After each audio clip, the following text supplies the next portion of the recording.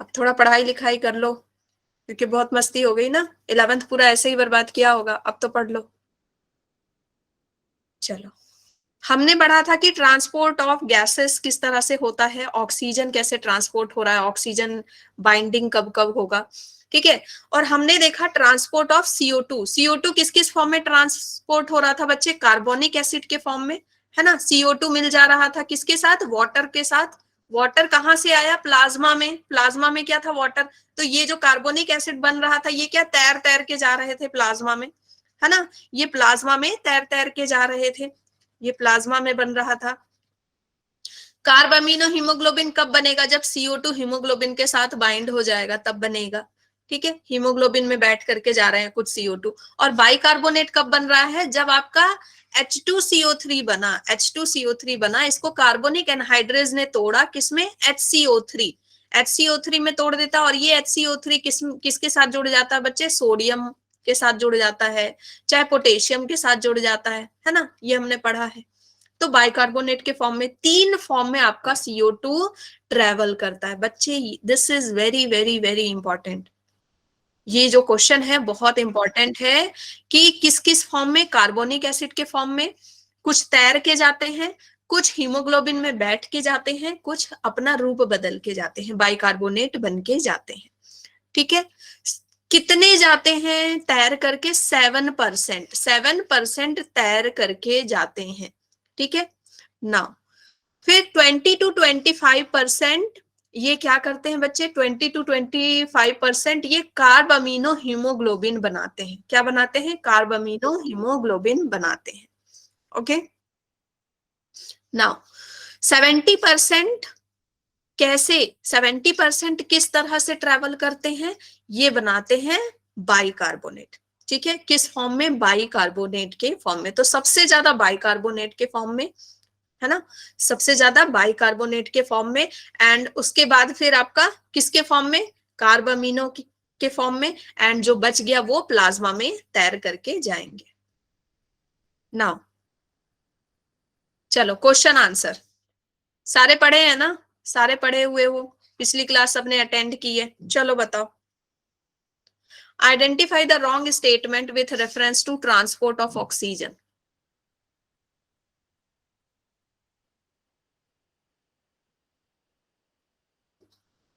Wrong statement ढूंढना है।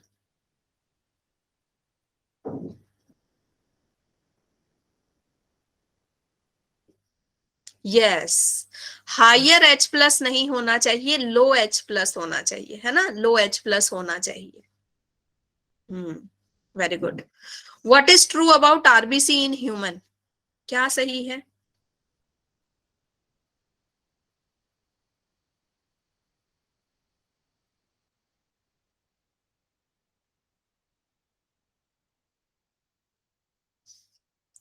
और बच्चे आंसर कीजिए। Good, good. ए सही है, क्यों, क्योंकि देखो 99% तो होता नहीं है, कितना होता है, ये कितना होता है बच्चे, 97% होता है ना। तो ये यही वाला आंसर सही है। चलो, the majority of CO2 produced by our body cell is transported to lung as, अभी पढ़ा हमने, सबसे ज्यादा किस फॉर्म में होता है, हाँ, बाइकार्बोनेट के फॉर्म में। Reduce in pH of blood will, अगर pH घट जाए, एसिडिक हो जाए तो क्या होगा,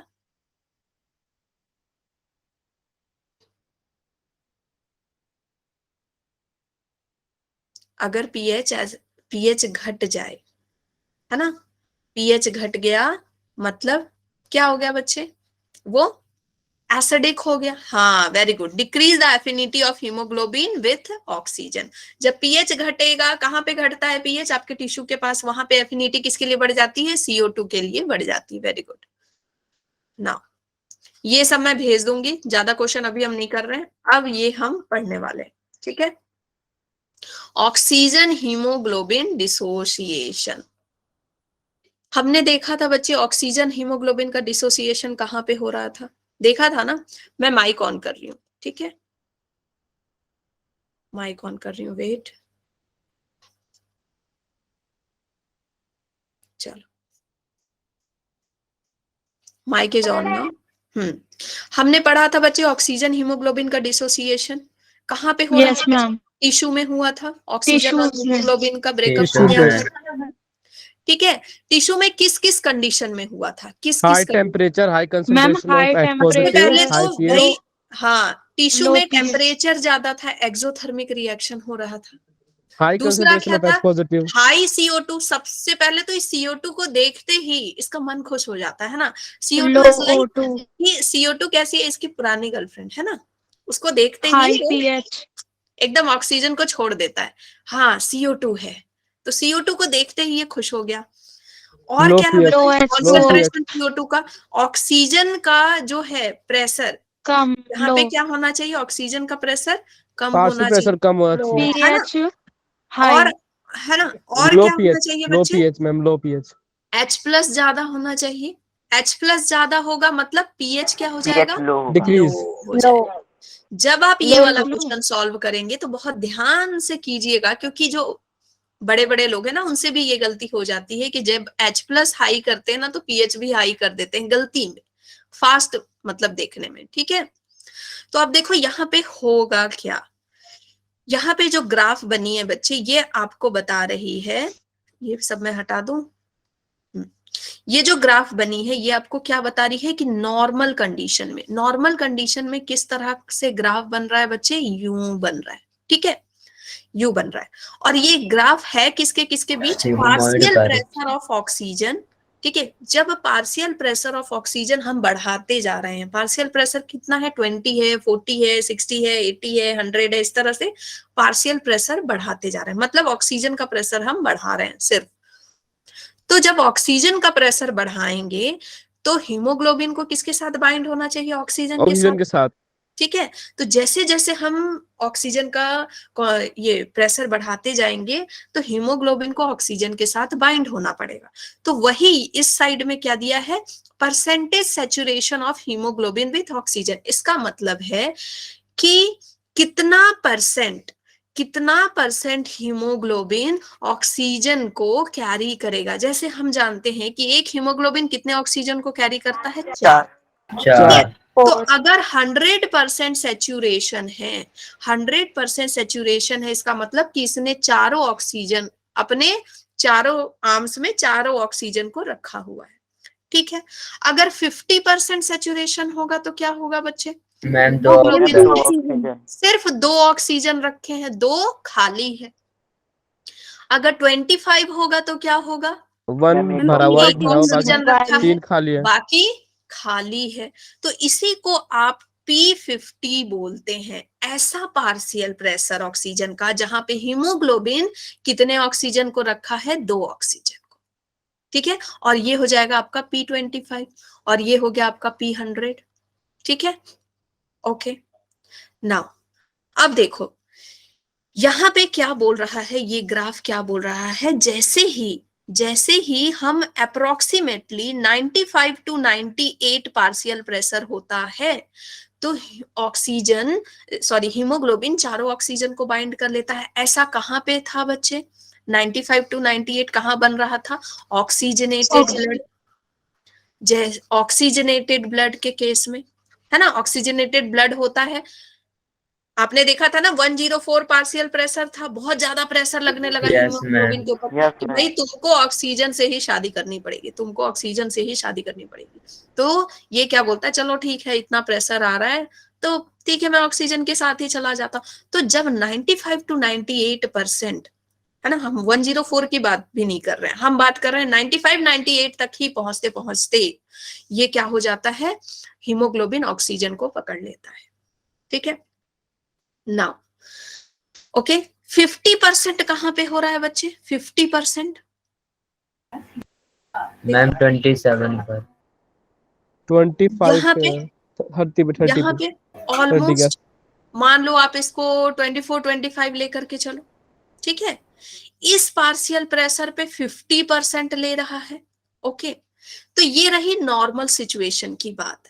लेकिन जब हम टिश्यू की बात करते हैं तो ये ग्राफ किधर मूव करेगा बच्चे? राइट साइड टिश्यू राइट की हैंड बात करते हैं। क्यों राइट साइड मूव करेगा? कि भाई हमको 50% दो ऑक्सीजन को बाइंड करने के लिए हमको कितना पार्शियल प्रेशर पहले लगाना पड़ रहा था? सिर्फ और सिर्फ 25 से 28। ठीक है, अब हमको कितना पार्शियल प्रेशर देना पड़ रहा है टिश्यू में? ऑलमोस्ट आपके 58 के आसपास, इतना ज्यादा देना पड़ रहा है। ठीक है, इतना ज्यादा देना पड़ रहा है। इसका मतलब कि टिश्यू के पास इसकी एफिनिटी, जो हीमोग्लोबिन की एफिनिटी है टुवर्ड्स द ऑक्सीजन, वो क्या है? कम है। क्यों कम है बच्चे? क्योंकि टिश्यू के पास कौन मिल गई उसको? CO2। Carbon dioxide. हाँ, टिश्यू के पास उसको क्या मिल गया? CO2 मिल गया। तो क्या वो बाइंड करेगा? नहीं, जल्दी बाइंड नहीं करेगा। इतना ज्यादा ऑक्सीजन, इतना ज्यादा प्रेशर लगा रही है, भाई मुझे बाइंड कर लो, बाइंड कर लो, है ना, टिश्यू में, तब जाके वो 50% बाइंड कर रहा है। लेकिन जब टिश्यू में नहीं है, वो नॉर्मल कंडीशन है, तो वो 25 पार्शियल प्रेशर पे भी ऑक्सीजन को बाइंड कर ले रहा है। लेकिन टिश्यू में क्या है? CO2 मिल गया, तो CO2 के सामने तो वो ऑक्सीजन को पूछेगा नहीं, नहीं पूछेगा ना। चलो, तो बच्चे जब ये आपका ग्राफ राइट साइड शिफ्ट करता है, ठीक है, किस साइड शिफ्ट कर रहा है? राइट साइड शिफ्ट कर रहा है। ठीक है, तो इसको हम क्या बोलते हैं? Bohr's effect. क्या बोलते हैं? Bohr's effect. ठीक है, बोहर्स इफेक्ट। ये क्या बोल रहा है कि जब CO2 ज्यादा है, ठीक है, CO2 ज्यादा है, और टिश्यू के पास या फिर CO2 जहां पे ज्यादा है, वहां पे हीमोग्लोबिन किससे जुड़ेगा? CO2 से जुड़ेगा। CO2। और टिश्यू के केस में हमको ज्यादा पार्शियल प्रेशर लगाना पड़ता है ऑक्सीजन को हीमोग्लोबिन से जोड़ने के लिए। ठीक है, चलो आगे बढ़े। अब यही बात अगर लंग की हो, लंग्स में क्या हो जाएगा बच्चे? लेफ्ट की तरफ शिफ्ट हो जाएगा क्योंकि प्रेशर ज्यादा होता है ऑक्सीजन का। लेफ्ट साइड ये शिफ्ट हो जाएगा। ठीक है, CO2 ज्यादा ये रहता क्या है। हो रहा है? यहाँ पे CO2 कम है, यहाँ पे CO2 कम है, ठीक है, ऑक्सीजन ज्यादा है, और ऑक्सीजन ज्यादा है, ऑक्सीजन ज्यादा है। उसका तो प्रेशर भी देखो, ज्यादा है मैम। हाँ, यहाँ पे देखो सिर्फ इतना सा ही एफर्ट लगाया, सिर्फ कितना सा एफर्ट लगाया है इसने? मान लो 10 लगाया है, मान लो 10 लगाया, सिर्फ 10 mmHg में ही उसने क्या बोला? ठीक है, मैं तुम्हारे साथ बाइंड हो जाऊंगा। क्यों बाइंड हो जाएगा? क्योंकि यहाँ पे उसके पास दूसरा कोई ऑप्शन नहीं है, CO2 है चॉइस नहीं। नहीं है। ठीक है, CO2 नहीं है, CO2 नहीं है, तो वो ऑक्सीजन को कम पार्शियल प्रेशर में भी बाइंड कर रहा है। तो ये कहाँ पे हो रहा है बच्चे? लंग्स में, एल्वियोलाई, लंग्स में, एल्वियोलाई में। ठीक है, तो ये चीज यहाँ पे हो रही है। ओके, तो ये जो शिफ्ट है बच्चे, इसको कौन सा इफेक्ट बोलते हैं? बताएगा कोई मुझे?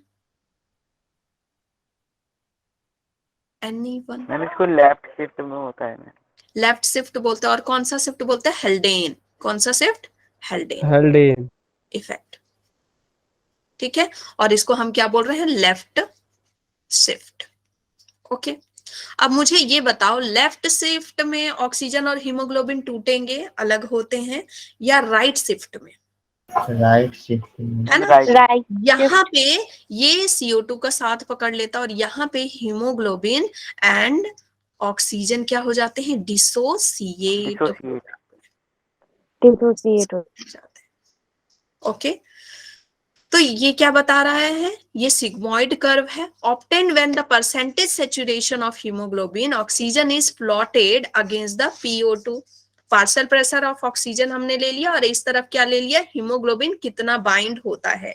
मतलब एक तरह से देखो कि ऑक्सीजन अपने तरफ से एफर्ट लगा रही है। ठीक है, ऑक्सीजन अपने तरफ से एफर्ट लगा रही है। जब वो लोग बीच में है, ना ऑक्सीजन के घर पे ना CO2 के घर पे, तो भाई नॉर्मल चीजें चल रही हैं, है ना। लेकिन जब वो ऑक्सीजन अपने घर पे है, जब उसके फैमिली वालों के तरफ से, सबके तरफ से प्रेशर लग रहा है, तो हीमोग्लोबिन ऑक्सीजन के साथ बाइंड हो जा रहा है, लेफ्ट शिफ्ट हो जा रहा है। ठीक है, जो कि वो चाहता नहीं है। लेकिन जब वो CO2 के घर के पास है, तो क्या हो जा रही है? ये राइट शिफ्ट हो जा रहा है। बहुत ज्यादा एफर्ट लगाने के बावजूद हीमोग्लोबिन ऑक्सीजन को कैरी नहीं करना चाह रहा है। ठीक है, ओके, सो क्यों नहीं कैरी करना चाह रहा है? क्योंकि भाई वहां पे PCO2 ज्यादा है ना। और क्या है, ऊपर से CO2 तो ज्यादा है ही, बाकी उसके दोस्त भी हैं। कौन कौन है? H+ भी ज्यादा है, ओके, मैम टेम्परेचर भी एंड ज्यादा है। टेम्परेचर भी ज्यादा है। टेम्परेचर तो हाई। ये सारी चीजें ज्यादा है, तो हीमोग्लोबिन क्या बोल रहा है, चलो हटो, दूर हटो, है ना। मेरे यहाँ सारे दोस्त मेरे यहाँ हैं, तुमको कौन देख रहा है, ओके ना। अब हम इसको थोड़ा यहां से समझते हैं। देखो, वही सेम चीज मैंने लिखी है कि बोहर इफेक्ट कब हो रहा है। ध्यान से एक ही चीज मैं बार बार बोलूंगी, लेकिन आपको इस चीज को दिमाग में बिठा लेना। बोहर इफेक्ट आपको कब होगा बच्चे? जब ये जब ma'am right right hand ma'am shift right हो शिफ्ट जाएगा। में होगा जब ये। टिश्यू में। जब राइट से और मैंने उसमें भी बना के दिखाया था कि टिश्यू में बोहर इफेक्ट हो रहा है, ठीक है। यस एंड यहीं पे बच्चे टिश्यू में क्या हुआ था, हैमबर्गर था, हैमबर्गर शिफ्ट था, that is the chloride shift भी हुआ था, राइट शिफ्ट। ठीक है। यहाँ पे CO2 का प्रेशर ज्यादा होगा, इसलिए ये ऑक्सीजन को छोड़ देगा और CO2 के साथ मिल जाएगा। एक्चुअली Bind हो जाएगा। हीमोग्लोबिन कैसा है, जिसका प्रेशर ज्यादा हो जाता है उसके साथ मिल जाता है ये, है ना। तो यहाँ पे CO2 का प्रेशर ज्यादा हो जाता है, तो ये ऑक्सीजन को छोड़ करके CO2 के साथ मिक्स हो जा रहा है, और ये कहाँ हो रहा है? टिश्यू में हो रहा है। नाउ हेल्डेन इफेक्ट कब होगा? Left hand side, left hand side जब ग्राफ जा रहा है, यहाँ पे PO2 मैक्सिमम है, पार्शियल प्रेशर ऑफ ऑक्सीजन ज्यादा है, और ये कहाँ पे ज्यादा होगा? लंग्स में। क्यों? क्योंकि ऑक्सीजन का घर क्या है भाई? लंग्स है। ऑक्सीजन का घर क्या है? लंग्स है। वहां पे उसका प्रेशर तो ज्यादा होगा ही, दबदबा ज्यादा होगा। और CO2 का घर कहाँ है? टिश्यू है, वहां पे उसका दबदबा ज्यादा होगा, ठीक है। अब ये क्लियर हुआ। ऑक्सीजन का प्रेशर कहाँ पे ज्यादा होगा? जहां उसका घर है। ऑक्सीजन ज्यादा कहाँ पे होता है? लंग्स में। और CO2 का प्रेशर कहाँ पे ज्यादा होगा? टिश्यू में, क्योंकि वहां पे CO2 रिलीज होता है ज्यादा। तो भाई जहां जिसका घर है, हीमोग्लोबिन उधर मर जाएगा, ठीक है। तो हीमोग्लोबिन बाइंड होगा, हीमोग्लोबिन प्लस O2 होगा कहाँ पे? लंग्स में, ठीक है। कहाँ पे हो रहा है? लंग्स में। एंड आपका CO2 प्लस हीमोग्लोबिन कहाँ हो रहा है? टिश्यू में हो रहा है, टिश्यू ठीक में। है। हाँ, तो आप जब इसको लिखेंगे, सब्जेक्टिव एग्जाम जब देंगे बच्चे, तो आप ये डायग्राम बनाएंगे, ठीक है। ये पूरा डायग्राम बनाएंगे, एंड यहाँ पे फिर आप लिखेंगे राइट हैंड साइड कर्व की condition, left hand side curve की condition. Right hand side curve की कंडीशन क्या होगी? क्या मैं इसको इरेज कर लूं? आप लोग बताइएगा मुझे। इरेज करो, यस मैम। है ना। Yes ma'am. ठीक है, मैं चाहती हूँ कि आप लोग बताओ मुझे। बताओ, राइट हैंड साइड कर्व कब होगा? पहला मैम जब मैम CO2 हाई ज्यादा कंसंट्रेशन होगा। Of carbon CO2। डाइऑक्साइड ज्यादा होगी। CO2 ज्यादा होगा। अच्छा, मैं बोलते जाऊंगी, आप लोग बस बताना ज्यादा या कम। टेम्परेचर क्या होगा? ज्यादा। मैम ज्यादा। ज्यादा। हाई। H+ क्या होगा? हाई। मैम ज्यादा। ज्यादा। क्यों? क्योंकि यहाँ पे H+ बन रहा था ना, बार बार बन रहा था H+। और pH क्या होगा तब? लो। मैम कम Increase होगा। होगा। कम होगा, ठीक है। pH क्या होगा? कम होगा। RHS में, RHS बच्चे ये कहाँ पे हो रहा है? टिश्यू में कि लंग में? Ma'am tissue tissue. में। लंग्स में। टिश्यू में मैम। लंग्स कौन बोल रहा है भाई? चलो, सॉरी मैम। अब यहाँ पे दोनों ऑक्सीजन और हीमोग्लोबिन जुड़ेंगे या टूटेंगे? Ma'am dissociate. Oxygen minus haemoglobin हो जाएगा, डिसोसिएशन हो जाएगा, है ना। डिसोसिएशन हो जाएगा। नाउ LHS की बात करते हैं। CO2 क्या होगा? लो। मैम डिक्रीज लो होगा। ठीक है। टेम्परेचर क्या होगा? मैम लो। H+ क्या होगा? मैम लो। pH क्या होगा? Ma'am high. हाई। ये कहाँ हो रहा है? मैम लंग्स में हो लंग्स रहा में। है। एंड ये ऑक्सीजन और हीमोग्लोबिन क्या करेंगे? जुड़ेंगे, मैम ऐड होंगे। एसोसिएशन, ठीक है। क्लियर है एकदम अच्छे से? एक एक बच्चे को क्लियर है? Yes ma'am. मैम इसमें क्वेश्चन कैसे है? पता है क्वेश्चन कैसे आएंगे? जैसे RHS और LHS कराया ना, इसी पे क्वेश्चन आएंगे। When there will be the left shift, ठीक है। तो आपको ये ऑप्शन दिए हुए होंगे, ओके, जब H+ हो ज्यादा होगा या pH कम होगा, इस तरह से ऑप्शन दिए हुए होंगे। सो मैम स्टेटमेंट में भी आ हाँ, सकते हैं ये या फिर correct या स्टेटमेंट से incorrect। आएगा, इस तरह से भी आ सकता है। Which of the statement is, आजकल देखो वैसे ही क्वेश्चन आ रहे हैं, डायरेक्ट क्वेश्चन अब कम आ रहे हैं। डायरेक्ट क्वेश्चन कम इसलिए कर दिया है क्योंकि क्या है ना, दुनिया भर के क्वेश्चन अब मिल गए हैं, तो अब बच्चे भी स्मार्ट हो गए हैं कि हाँ डायरेक्ट क्वेश्चन, तो अब इसी चीज को चेंज करने के लिए क्या कर रहा है, इनडायरेक्ट क्वेश्चन पूछ रहा है, वो स्टेटमेंट बेस्ड। तो स्टेटमेंट बेस्ड भी क्वेश्चन आ सकता है कि कहा क्या होगा, तो उसमें 3-4 स्टेटमेंट दे दिया जाएगा कि टेम्परेचर इंक्रीज होगा, H+ ये होगा, ठीक है।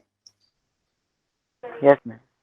नाउ रेगुलेशन ऑफ रेस्पिरेशन, अब हम बात करते हैं कि रेगुलेट कैसे होता है हमारा रेस्पिरेशन।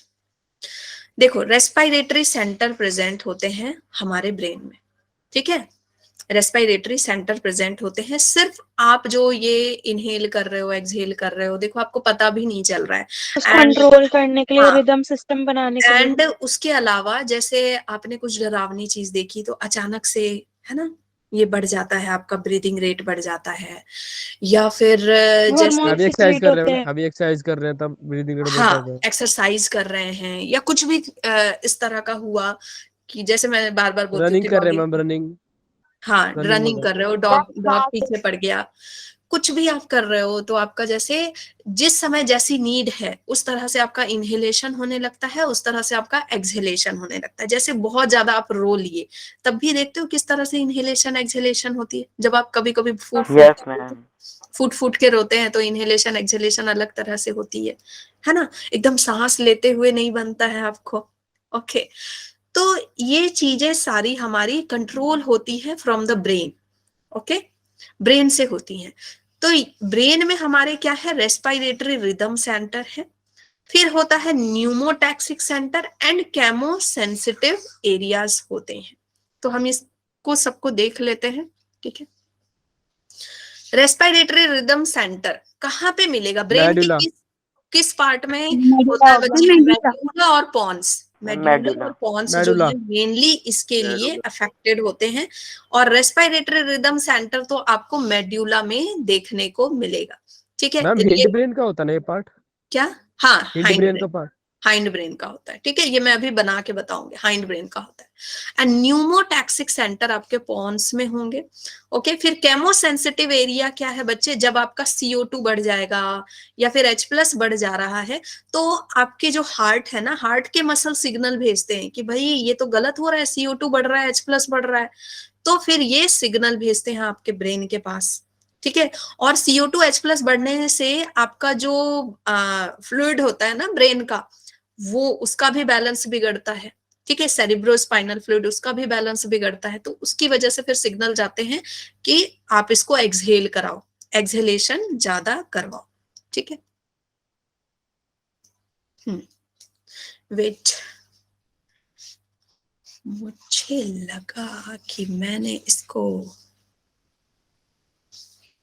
इरेज कर दिया है।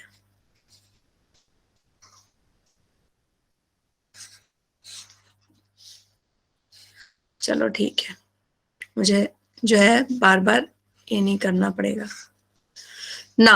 अब यहां ध्यान दो, ये है आपका फोर ब्रेन, ठीक है, ये है आपका मिड ब्रेन, एंड देन फिर आपका ये वाला जो पार्ट है, बिल्कुल बंदूक पकड़ते हो ना वैसा लग रहा है ना देखने में, है ना, दैट इज, ये वाला जो पार्ट है दैट इज योर आपका हाइंड ब्रेन, ठीक है। वो पार्ट क्या है आपका, पूरा हाइंड ब्रेन है। हाइंड ब्रेन में बच्चे यहां पे देखो आपका न्यूमोटॉक्सिक सेंटर है, न्यूमोटॉक्सिक सेंटर है, दिस इज न्यूमोटॉक्सिक सेंटर। उसके नीचे एपन्यूस्टिक सेंटर है, उसके नीचे एपन्यूस्टिक सेंटर है, ठीक है। फिर इसके अलावा यहाँ पे सेंट्रल रेस्पिरेटरी सेंटर है, ओके, सेंट्रल रेस्पिरेटरी सेंटर है। ये वाला पार्ट है बच्चे आपका मेड्यूला, और ऊपर वाला पार्ट है कौन सा, पॉन्स। नीचे वाला पार्ट इज मेड्यूला, ठीक है, जो आपका हाइंड ब्रेन होता है उसका नीचे वाला पार्ट इज मेड्यूला एंड ऊपर वाला पार्ट इज पॉन्स, ठीक है, उसको पॉन्स बोलते हैं, ओके। तो पॉन्स में क्या है, न्यूमोटॉक्सिक सेंटर है, P for pons, P for pneumotaxic centre, apneustic centre, P और A दोनों है। एंड मेड्यूला में क्या है आपका, सेंट्रल रेस्पिरेटरी सेंटर है, ठीक है। और इनके डीआरजी वीआरजी ग्रुप है, that is dorsal respiratory group, ventral respiratory group है। ठीक है, तो ये सारे रिदमिक सेंटर है, ये सारे इनको क्या बोलते हैं बच्चे, रिदमिक सेंटर है। ओके, तो जो ये डीआरजी वीआरजी है ना, ये जो दो गोले हैं डीआरजी वीआरजी, एक्चुअली ये ना बच्चों की तरह है। कैसे हैं, छोटे छोटे बच्चे की तरह। इनका काम क्या है, ये जुड़े हुए हैं किससे, ये जुड़े हुए हैं किससे, आपके लंग्स से जुड़े हुए हैं। ठीक है, आपके लंग्स से जुड़े हुए हैं। ये क्या करवाते हैं, ये क्या करवाते हैं, इनहेल किया आपने, ठीक है, इनहेल किया तो ये कॉन्ट्रैक्शन में हेल्प कर रहे हैं। ठीक है, ये क्या करा रहे हैं, कॉन्ट्रैक्शन करा रहे हैं। अब कॉन्ट्रैक्शन कराने के बाद इन्होंने कॉन्ट्रैक्शन करा दिया, अब इनको नहीं पता, अब इनको आगे कुछ नहीं पता कि आगे एक्सहेल भी, इसको छोड़ना भी है। ठीक है, ये इतने ना समझ हैं, जैसे बच्चे होते हैं ना कि बस हाँ खींच लिया कोई, हाँ कोई चीज खींच लिया, अब वो छोड़ ही नहीं रहे, उनको नहीं पता कि उससे आदमी मर जाएगा। ठीक है, तो ये क्या कर रहे हैं, ये बस उसको इनहेल करवा रहे हैं। ओके, इनहेल करवा रहे हैं, अब वो उसको छोड़ ही नहीं रहे हैं। तो उसके लिए बच्चे जो न्यूमोटॉक्सिक सेंटर है, ठीक है, एंड एपन्यूस्टिक सेंटर है, they are like the parent, ये क्या है, इनके पेरेंट है। ओके, न्यूमोटॉक्सिक सेंटर क्या बोलेगा, उसको सिग्नल भेजेगा। ठीक है, उसको सिग्नल भेजेगा ऐसे, अरे इनहेल करवा दिया, अब एक्सहेल तो कराओ। तो ये क्या कराएगा बच्चे, ये इनको सिग्नल भेजेगा, स्टॉप इनहेलेशन। क्या बोलेगा, अरे बच्चों स्टॉप कराओ इनहेलेशन को। ठीक है, रिलैक्स कराओ।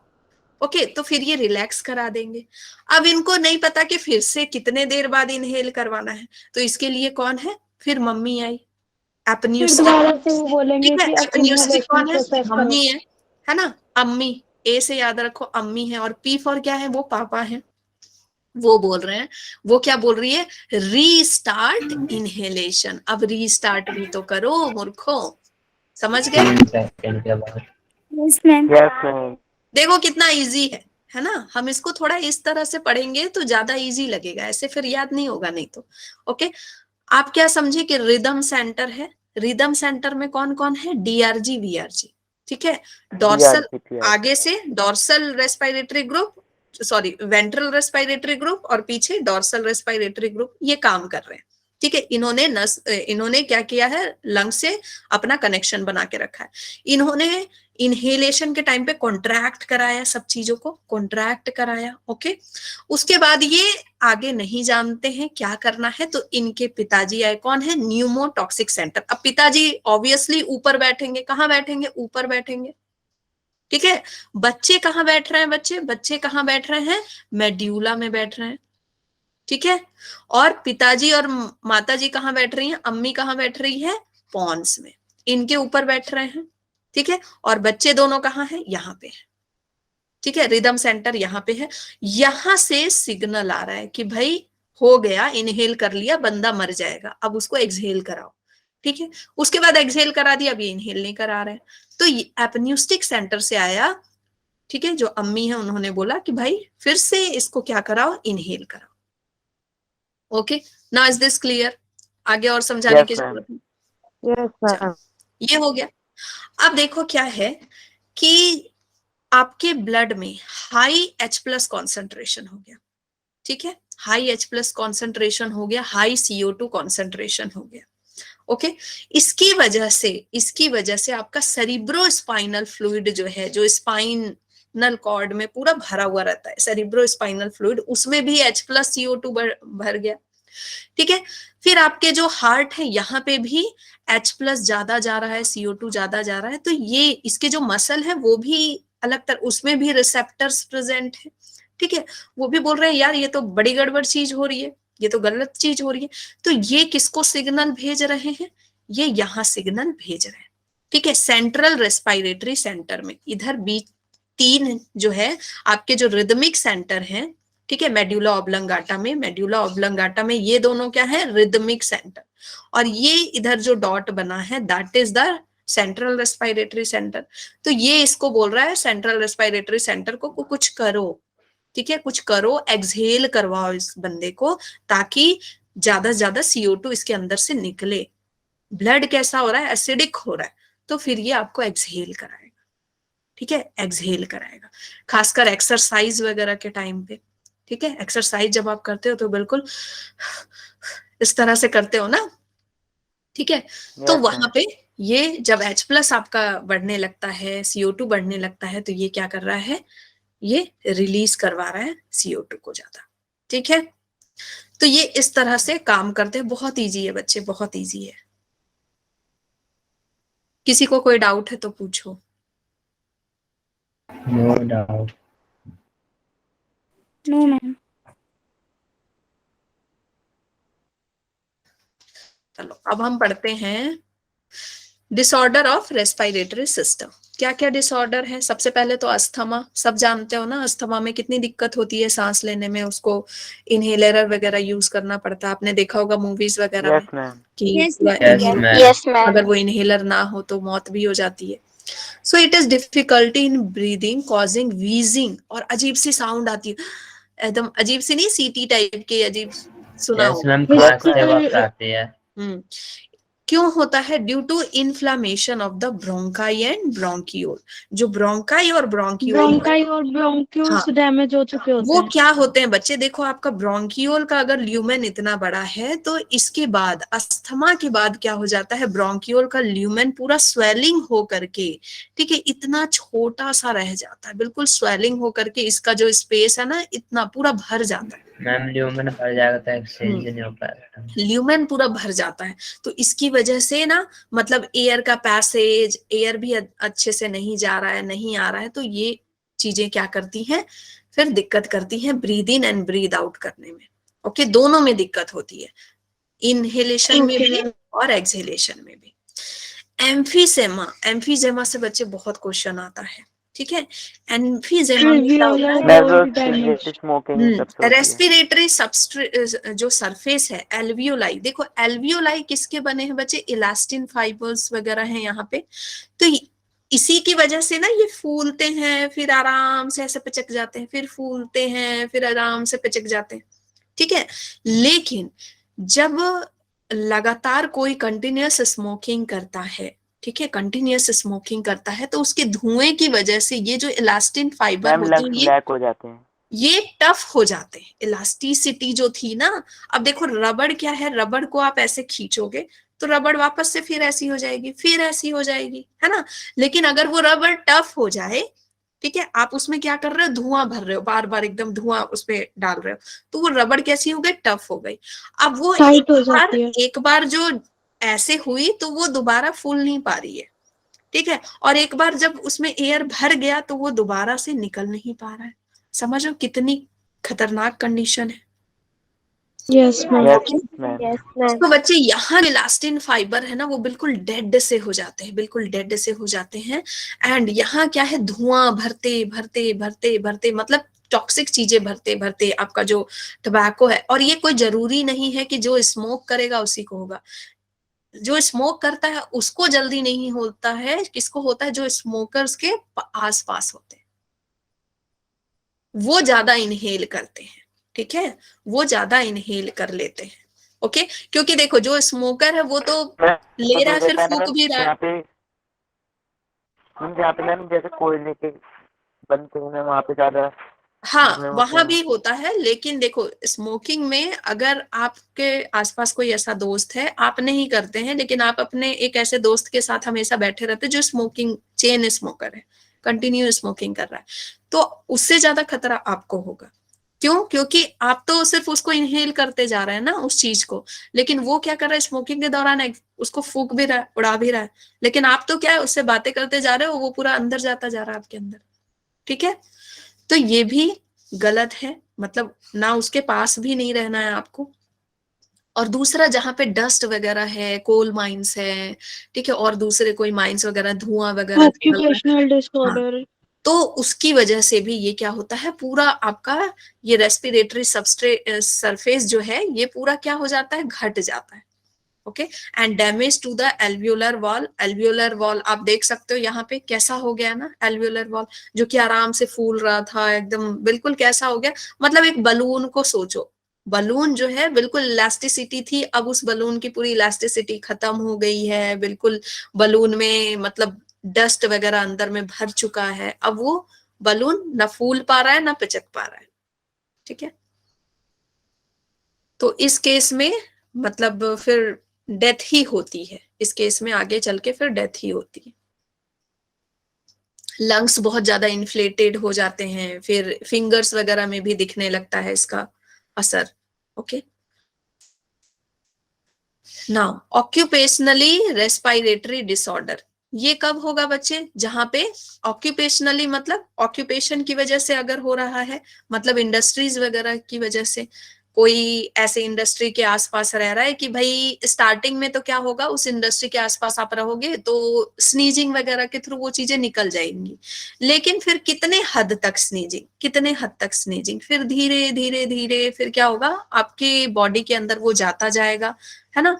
और ज्यादा लंबे समय तक आप ऐसे एरिया में रह गए, तो दिल्ली भी तो कोई कम नहीं है ना, दिल्ली भी तो कोई कम नहीं है, वहां तो मतलब भाई सांस लेना बहुत मुश्किल है, बहुत मुश्किल है, Yes, पता नहीं ma'am. कैसे रहते हो, है ना। मतलब मेरा मानना है कि दिल्ली वैली जैसे जगह में कोई रहता अपनी उम्र घटाने के लिए। मैम बहुत पॉल्यूशन रहता है जल्द। हाँ, तो उम्र ही घटती है इससे। हाँ, so long exposure cause inflammation leading to fibrosis. Fibrosis मतलब जो भी टिश्यू है, फाइब्रस टिश्यू अंदर है, वो क्या होते हैं, बढ़ जाते हैं, बिल्कुल बढ़ जाते हैं। ठीक है, it leads to lung damage, lung damage हो जाता है। एंड क्या करना चाहिए, मास्क वगैरह पहन के जाना चाहिए। सो इसमें मेनली इंपॉर्टेंट है आपका अस्थमा एंड एम्फीसेमा। इसके अलावा बच्चे एक टर्म आपने सुना होगा, हाइपोक्सिया, क्या होता है वो। मैम ये क्वेश्चन था एनसीईआरटी में, लेकिन मेरे को इसका आंसर नहीं पता। देखो हाइपोक्सिया क्या होता है, हाइपो का मतलब क्या होता है बच्चे, कम। ठीक है, कम हाइपो होना। मैम ऑक्सीजन की कमी से होता है ना ये? और ऑक्सिया मतलब ऑक्सीजन। तो अगर ऑक्सीजन कम हो गया, देखो जब कोविड का टाइम था, कोविड का टाइम था, तो आप लोग सारे ऑक्सीमीटर रखे हुए ना, सारे ऑक्सीमीटर रखे हुए थे, सभी थोड़े Yes, थोड़े ma'am. देर में ऑक्सीजन अपना चेक करते रहते थे, ऑक्सीजन सही तो है कि नहीं, ऑक्सीजन का लेवल है ना, 90 से नीचे जैसे गया तो हाइपोक्सिया में क्या हो रहा था, आपका ऑक्सीजन का लेवल कितना जा रहा था, 90 से नीचे 65, 70, 80, है ना, इस तरह से चला जा रहा था। और इसी में एक था बच्चे हैप्पी हाइपोक्सिया। हैप्पी हाइपोक्सिया में तो लोगों को पता भी नहीं चल रहा था कि मेरा ऑक्सीजन लेवल कम है। क्यों, क्योंकि ब्रेन तक उस तरह की सिग्नल नहीं जा रही थी, तो मैन इज एकदम free. Okay, happy hypoxia. And एक है आपका हाइपोक्सिया जिसमें कि पता चल रहा था एंड इनहेलेशन एक्सहेलेशन में दिक्कत जा रही थी एंड बहुत ही बेदर्द वाला मौत हो जाता था फाइनली। ठीक है, एंड वन मोर थिंग, जो वेंटिलेशन टर्म होता है that is same as the breathing. ठीक है, आप ये नहीं सोचना कि वेंटिलेशन का मतलब सिर्फ वही है कि जब बंदा एकदम मरने वाला होता है तो लगता लास्ट है। स्टेज में होता है तो वो डॉक्टर बोलते हैं ना वेंटिलेशन में रखा गया है। वेंटिलेशन Yes, का ma'am. मतलब ये होता है बच्चे कि अब वो नॉर्मल ब्रीदिंग भी नहीं कर पा रहा है। ठीक है, इसलिए उसको ऊपर से दिया जा रहा है, तो ventilation is your normal breathing. ठीक है, सो वो दोनों सेम चीज है। बच्चे ऐसा सोचते हैं इसलिए मैंने ये टर्म बताया आपको। Okay ma'am. मैम उनके बचने के चांसेस हो जाते हैं। हम्म, अब है कि मतलब कहानी खत्म है, अब भाई तैयारी कर लो। चलो बताओ मुझे, कोई दिक्कत है आप लोगों को इसी टॉपिक में। चलो नो मैम। अब क्वेश्चन कर लेते हैं। ठीक है, अब क्वेश्चन कर लेते हैं, ओके है ना। Although much CO2 is carried in blood, yet blood does not become acidic. क्यों नहीं, ये तो बताया था मैंने ना, क्यों नहीं एसिडिक होता है बच्चे।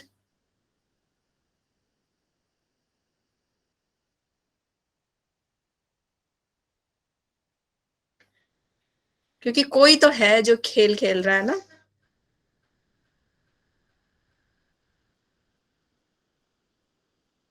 बी। B, yes. देखो मैम बी ऑप्शन। देखो यहाँ पे डायरेक्ट हीमोग्लोबिन का नाम नहीं दे करके इसने क्या लिखा है, ब्लड जो है buffer, blood buffer. Buffer solution है मैम, ब्लड एक। ब्लड बफर लिखा है, यहाँ पे डायरेक्ट हीमोग्लोबिन का नाम नहीं लिखा है, क्योंकि उतना डिटेल आपको नहीं पढ़ना था। वो मैंने डिटेल में पढ़ाया है आपको, ठीक है।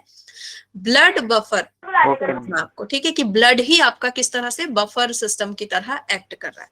नाउ ये वाला क्वेश्चन बताओ, the figure given below show a small part of human, ये आपके एनसीईआरटी का डायग्राम है ना, ठीक है, और ये मैंने पढ़ाया भी है आपको। तो Yes, इसमें ma'am. बोल रहा है select the option which represent level part A B C D correctly, ठीक है, करेक्ट है अपने फंक्शन के साथ, बताओ। Ma'am B. हाँ, that is B, alveolar cavity. सबसे पहले सी को देखो, arterial capillary, C is arterial, passes oxygen to tissue, no ma'am गलत है। ठीक है। फिर है आपका ये एल्व्यूलर कैविटी है, मेन साइट ऑफ एक्सचेंज, यहीं पर तो हो रही है मेन साइट ऑफ एक्सचेंज, है ना, यहीं पर तो ऑक्सीजन और CO2 का एक्सचेंज Yes, हो रहा है ma'am. एल्व्यूलर कैविटी में। चलो ठीक है बच्चों, तो ये आज की कक्षा समाप्त होती है, आज की कक्षा जल्दी समाप्त हो गई हमारी, है ना। तो उसका रीजन ये है कि आप लोग थोड़े समझदार बच्चे हो, पढ़ने लिखने वाले हो, तो आई होप कि इस बार आप बहुत अच्छा मार्क्स लेके आओगे। Okay, and Yes, next ma'am. तक हम एक्सक्रीशन स्टार्ट करेंगे। Okay, ma'am. मैम एक्सक्रीशन के डायग्राम बहुत अजीब से है। नहीं, मैं उसको इजी बना दूंगी एकदम कहानी की तरह। डायग्राम बनाना मैं Okay, ma'am. सिखाऊंगी, डायग्राम बनाना भी मैं सिखाऊंगी।